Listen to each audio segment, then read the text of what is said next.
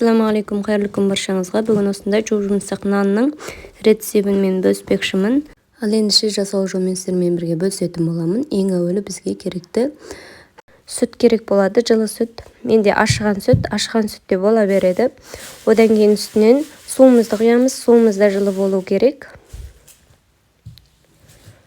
Одан кейін тұзымызды саламыз, бір ас қасық тұзымызды салып, және де бір ас қасық аштығымызды саламыз, құрғақ аштығымызды. Одан кейін 2 ас қасық қант саламыз.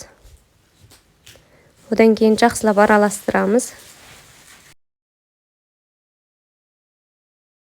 Енді ұнымызды салатын боламыз. Ұнымызды осылай аз-аздан салып, араластыратын боламыз. Әрбір салған сайын араластырып отырамыз. Одан кейін әбден қоюланған кезде барып қолымызбен илейтін боламыз қамырымызды. Ұнымызды бір жолда бірақ салмай, осылай аз-аздан салсақ, ұнымыздың тез көтерілуіне септігін тигізеді. Неке осылай аз-аздан салып, осылай араластырып отыруымыз қажет. Қолымызбен араластырсақ та болады. Осылай қоюланған кезде барып, қолымызбен қамырымызды илеп шығамыз. Қамырымызды илеген кезде жұмсақ қып илеуіміз қажет. Өте қолымызбен қатты басып жерсек, онда қатты болып қалуы мүмкін. Сондықтан қамырымызды жұмсақ илейтін болсақ, қамырымыз тез көтерілетін болады.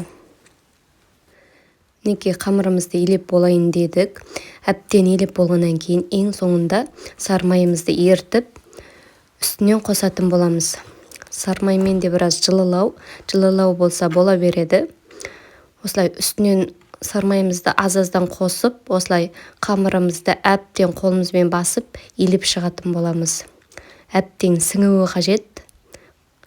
Осылай 2 қолымызбен де илейтін боламыз. Мен камераға бір қолыммен түсіп тұр. Осылай әбден сармайымыз сіңгенше илейтін боламыз.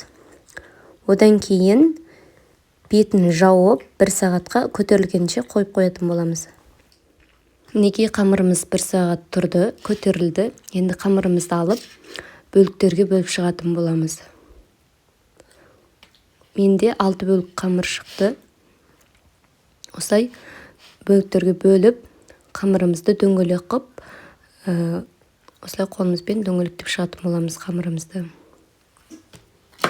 Неге қамырларымызды дөңгелек етіп, формаға келтіріп, одан кейін бетін жауып, 10-15 минутқа көтерілгенше қойып қоямыз.